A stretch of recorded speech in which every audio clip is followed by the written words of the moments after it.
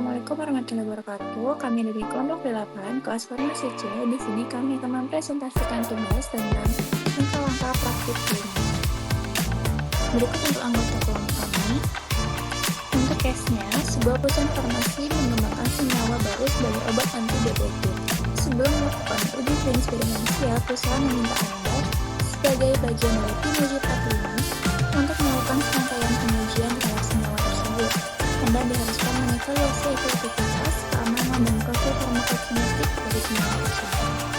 Jadi, fokus utama uji farmakodinamik sendiri untuk mengetahui efek biologis, mekanisme kerja, serta hubungan antara dosis dan respon dari suatu senyawa.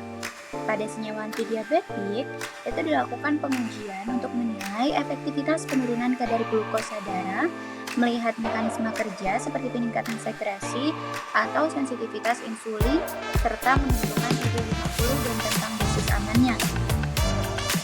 Hasil uji farmakodinamik itu digunakan untuk menilai potensi efektivitas senyawa sebelum dilanjutkan ke tahap uji farmakokinetik dan toksikologi. Bagaimana merancang uji farmakokinetik untuk memastikan senyawa memiliki profil waktu paru yang optimal? Uji farmakokinetik atau FK dirancang untuk mempelajari profil ADME, absorpsi, distribusi, metabolisme, dan ekskresi suatu senyawa.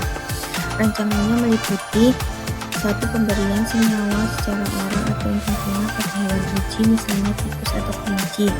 2. Pengambilan sampel darah pada interval waktu tertentu, misalnya 0,5, 1, 2, 4, 6, 8, 12, 24 jam. Untuk menganalisis konsentrasi obat dalam plasma menggunakan metode HPLC atau LC-MS. 3. Perhitungan parameter FK. Putih Cmax kadar puncak, Tmax waktu mencapai kadar puncak, AUC area di bawah kurva, T setengah waktu paru eliminasi, CL clearance, dan VD volume distribusi.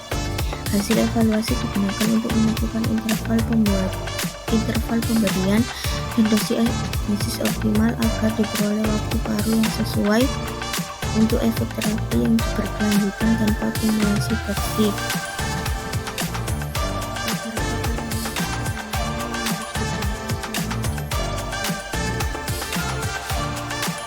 Oke, selanjutnya yaitu ada uji toksikologi bertujuan untuk menentukan keamanan dan batas aman dosis dari suatu senyawa sebelum digunakan pada manusia.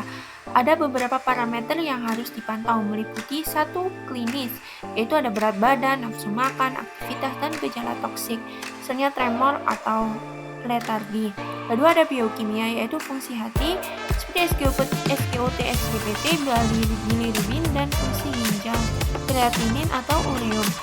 Ketiga, ada hematologi, yaitu kadar hemoglobin, leukosit, dan trombosit. Yang keempat, ada histopatologi, yaitu pemeriksaan jaringan hati, ginjal, pankreas, serta organ target lainnya untuk melihat perubahan struktur atau nekrosis. Selain itu, dilakukan penentuan lethal dose 50 atau toksisitas akut, serta uji toksisitas subklinik dan kronik untuk memantau efek jangka panjang terhadap organ vital.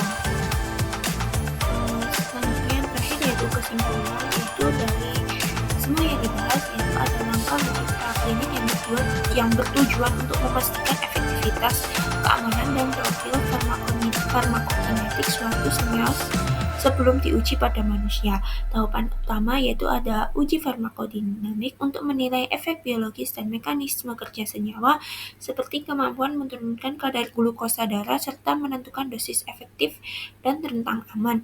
Kedua, ada uji farmakokinetik untuk mempelajari proses absorpsi, distribusi, metabolisme, dan ekskresi suatu senyawa serta menentukan parameter penting seperti waktu paru dan kadar optimal dalam plasma.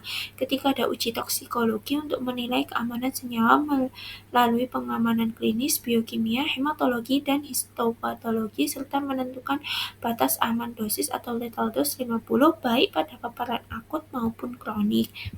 Sekian presentasi dari kami. Terima kasih. Bye-bye. Sekian presentasi dari kelompok kami. Kurang dan lebihnya kami mohon maaf. Wassalamualaikum warahmatullahi wabarakatuh.